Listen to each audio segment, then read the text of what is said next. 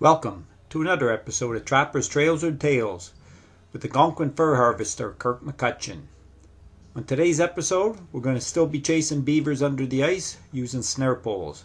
So don't go away and we'll be right back.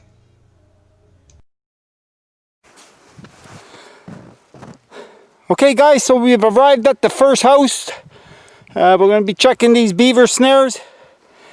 And to my surprise, I don't know how well you can see it, this bait pole right here, I just had an otter sticking out his head out of the hole. So I don't know if I caught one in the snare and he's just sitting there, or if he just so happened to pop out. And this should be entertaining if he's in that snare and he's alive. Alright, get it cut out and we'll go check him out.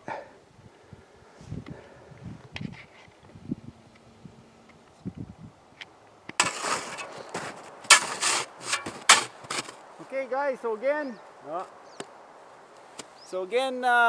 this is something I don't like to see. I see the otter sitting there. He's just in a little slow.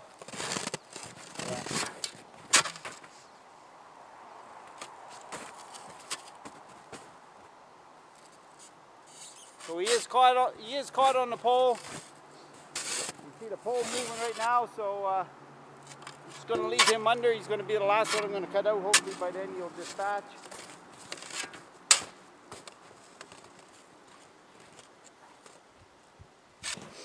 Okay guys, so I went ahead and dispatched that otter. I'm just letting him sit there for a while until I'm ready to haul him out. So when you're trapping beaver or snaring beaver under the ice, this is what you like to see.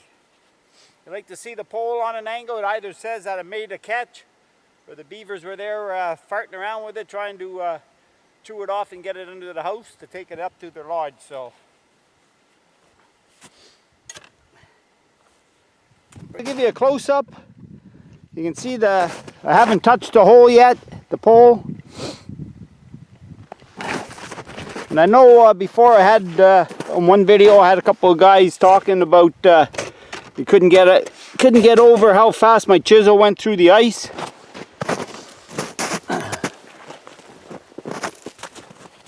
I even had one individual said it was fake news. There's no way I could chop through the ice. And you got to remember, when I'm setting these, like the hole's been chopped for four or 5 days there now. And if there's activity around the lodge, these don't freeze over very much. I never cover my holes when after I'm done setting these with pine boughs and snow. I like to leave the hole exposed, so when it starts to freeze, there's always sunlight shining down in there. And that's what one individual told me, that why I snare. It's not surprised I snare otter in them, because obviously the light attracts the minnows, the tadpoles, which in fact then attracts the otter. And as you can see, I caught one in the back pole there. So alright, let's get this guy cut out.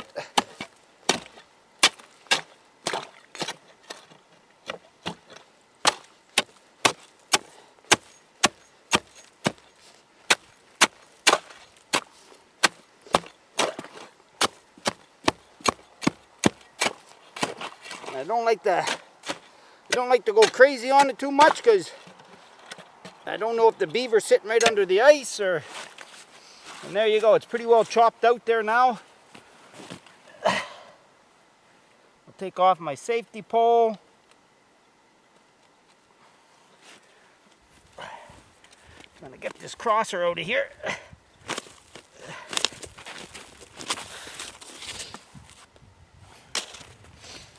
Just to show you my chisel I use, you can see there's edges cut in it, and what this is, it's about a 4-inch leaf spring off a truck, and I had it welded onto the steel pole.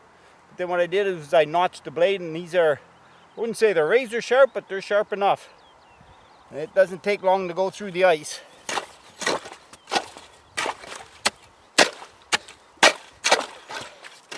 Again, I'm only going to cut it as big as what I need to get the pole out. I do feel weight on it. So I'm gonna go get my my sifter and my gauntlets, and yeah, we'll get them out.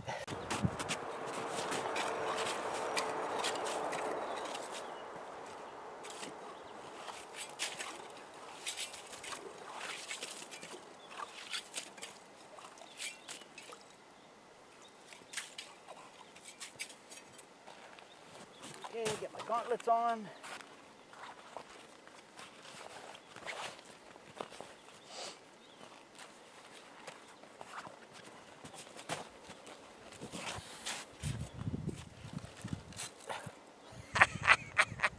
Wait till you see this, guys. This is a first for me.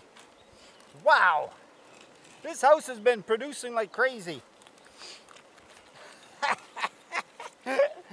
So, as you can see right here, I don't know how well you can see it, I caught a mink.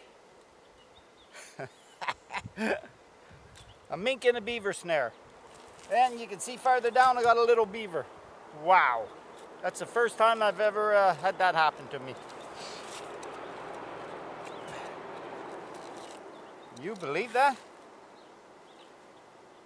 And again, I think that's the reason why I caught him, is because I left the hole uncovered and there was daylight there, and there could have been, like I say, tadpoles, minnows there. And he went after them and yeah, ended up getting caught. That's pretty cool.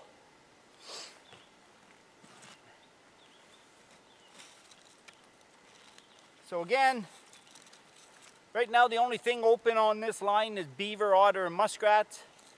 As you can, mink closed, I think it was about a week ago, I guess. So what I'm going to have to do is I'm going to have to phone this guy in and yeah, get a permit to hold on to him, and which isn't a big deal. Wow. Okay, I'm going to right around the neck too. What I'll do is I'll take the camera off the tripod. I'll get you all to come over and have a look at him. It's a first for me. Okay, so I'll give you a close-up again. Relatively small beaver, but to my surprise, here you go. A mink right around the head in a beaver snare. That's pretty cool. So again, this is the first pole, mink and a beaver. And again, over here, you know, I caught that otter. I just dispatched it, so once I pull that out, I'll give you a better look at him. Okay guys, so we're all done at this house. Again, I'll show you the final catch. A mink, beaver, and an otter. And I've only put in 4 bait poles here. In the next check, I'm going to be pulling this house, so decided just to put 4 in this time. Again, it was relatively slow, even though I caught a mink, an otter, and a beaver at them. But so what I'm going to do, we're going to pack up here. We're going to head to another house, and maybe, hopefully, we made a harvest there.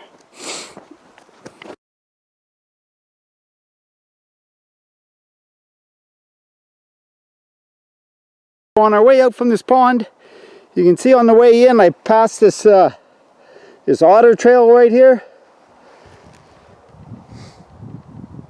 And as I was walking up to the beaver house, I just kind of thought to myself, oh, I wonder if I caught an otter.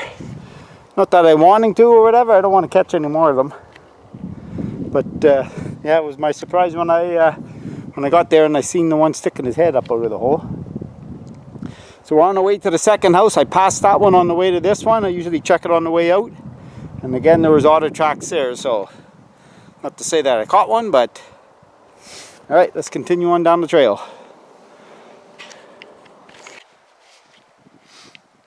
Okay guys, so we've arrived at the second house, and like I was saying earlier, you can see the otters were here, came up here, they farted around. I don't know if it was 1 or 2. You can see where one took off that way, and then again one took off this way. So at least he's above the ice and not below it, and like I say, I don't want to catch any more otters this year, so alright, that's a nice sign right here with the leaning pole. We're going to get him cut out and see if we made a catch or not. Okay guys, so I'm going to cut this one out first. Just got to get my shovel, my gauntlets.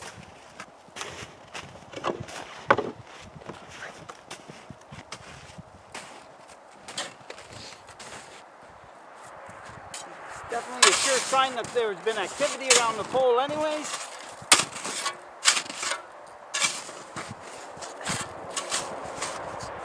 Lots of slush here.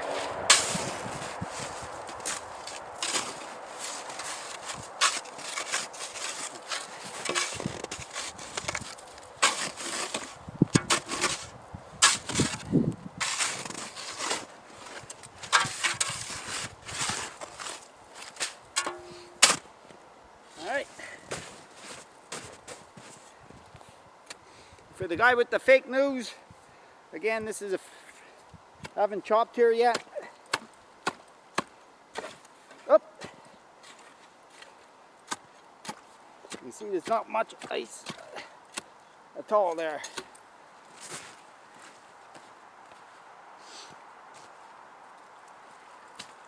Oh, nothing. Wow.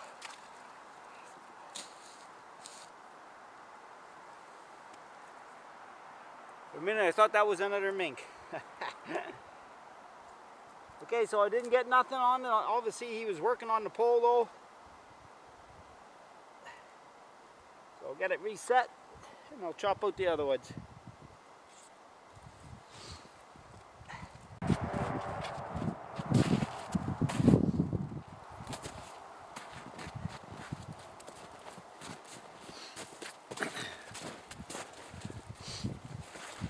Okay, so I'm on my third pole. The first two were chewed. Obviously I'd missed them. But this one feels like there's weight in it, so obviously I've made a catch here. Just hope it's not an otter.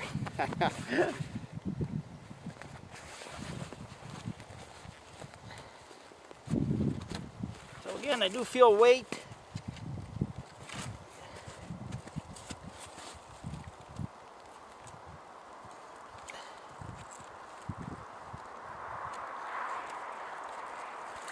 Alright. Nope.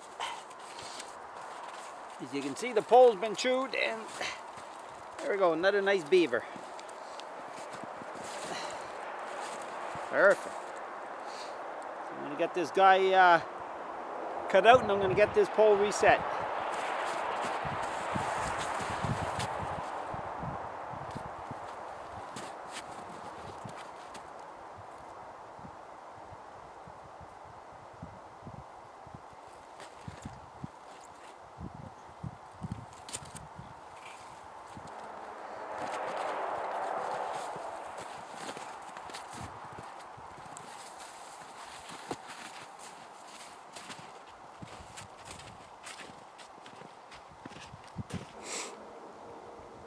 Okay guys, so that's it for the day. Again, it was just a short little run.